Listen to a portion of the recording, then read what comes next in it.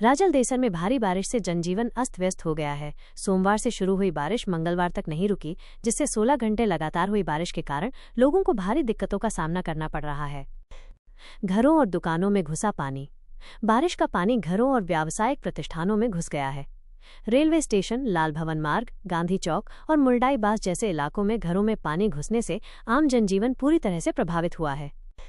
यातायात और बिजली आपूर्ति ठप। भयंकर बारिश के कारण रास्ते अवरुद्ध हो गए हैं, जिससे यातायात पूरी तरह से ठप हो गया है।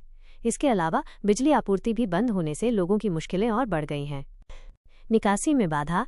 गेनानी में लगा पानी निकासी का जनरेटर भी पानी का तेजी से निकास नहीं कर पा रहा है। नगरपालिका प्रशासन पिछले 16 घंटों से पानी निकासी में जुटा हुआ है, लेकिन लगातार बारिश के कारण पानी उतनी तेजी से नहीं निकल पा रहा है जितनी गति से निकलना चाहिए।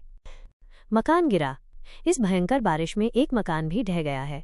वार्ड नंबर 7 में हरिराम बाची सांवरमल भार्गव का मकान बारिश की चपेट में आने से गिर गया। अगर राजल देसर में इसी तरह लगातार बारिश होती रही तो आम जनता को और भी बड़ी परेशानियों का सामना करना पड़ सकता है। 16 घंटे से कंटिन्यू राजल देसर में बारिश हो रही है। जगह जगह पानी इकट्ठा भी है। आम पब्लिक को थोड़ा परेशानी का भी सामना करना पड़ रहा है। इसके बारे में थोड़ा बताइए। ये प्राकृतिक आपदा है।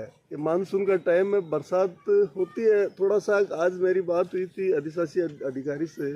मैंने कहा अभी मुरलाई में आप व्यवस्था कीजिए, संतोषी माता जो गैनानी है उस साइड में, वहाँ भी आपको एक्स्ट्रा मोटर और पंप सेट की व्यवस्था के साथ साथ अलर्ट मोड पे आपको जनरेटर की व्यवस्था करनी चाहिए। जो मुख्य गैनानी है आपकी कब्रिस्तान के पास, वहाँ पानी ओवरफ्लो चल रहा था, मुझे समाचार मिला। तो मैंने उनको कहा कि वहाँ परमानेंट आप कम से कम 3 से 4 दिन परमानेंट पंप चालू रखिए 24 घंटे के हिसाब से, तब जाके वो ओवरफ्लो से पानी नीचे आएगा, तब कस्बे का पानी निकल पाएगा। क्योंकि गैनानी की जो क्षमता है वो काफ़ी कम हो गई अब, और इनको एक अल्टरनेटिव व्यवस्था की भी जरूरत है। जिस मुरलाई की व्यवस्था है तो काफ़ी दिनों से ये चल रहा है, वहाँ पानी निकासी की व्यवस्था बाधित हो रही है क्योंकि वो पानी नेड़का में जाता है। मेरे कार्यकाल में भी वो व्यवस्था की गई थी। आज वहाँ की हालात थोड़े ख़राब है। तो सुबह मेरे पास मोहल्ले से फ़ोन भी आए थे, तो ईओ को मैंने अवगत कराया। फिर उन्होंने वो मोटर वोटर भेजी।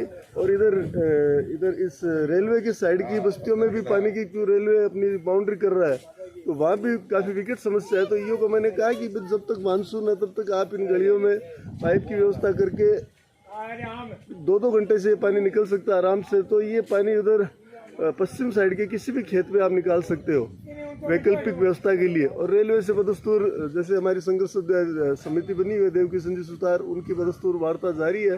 तो ये पानी निकासी की व्यवस्था होनी जरूरी है। कस्बे के लिए आज 2-3 हादसे भी है, 1-2 मकान भी गिर गए मानसून भारी बारिश की वजह से, क्योंकि पिछले काफ़ी वर्षों के बाद इतनी तेज़ बरसात हुई है कस्बे में। तो हालात तो दयनीय है। उम्मीद करते हैं कि पानी 24 घंटे या 48 घंटे में निकल जाए। और ये प्रकृति है, भरोसा नहीं कर सकती कि आज वापस बारिश हो जाए। हालात थोड़े ख़राब है, लेकिन ऐसी स्थिति नहीं है कंट्रोल नहीं की जाए।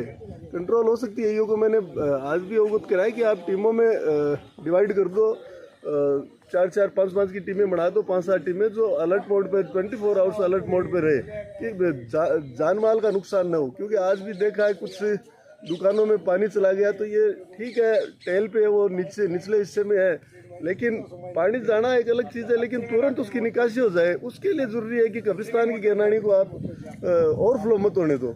वो ओवरफ्लो नहीं होगी, जनरेटर आपका चालू रहेगा। क्योंकि मानसून का टाइम है, लाइट की अपन विश्वास नहीं कर सकते कितनी देर लाइट रहेगी नहीं रहेगी। तो जनरेटर आपको मैनेज करने चाहिए। इन मानसून के टाइम एक्स्ट्रा मोटर और जनरेटर आपको रखने चाहिए। धन्यवाद चेयरमैन साहब।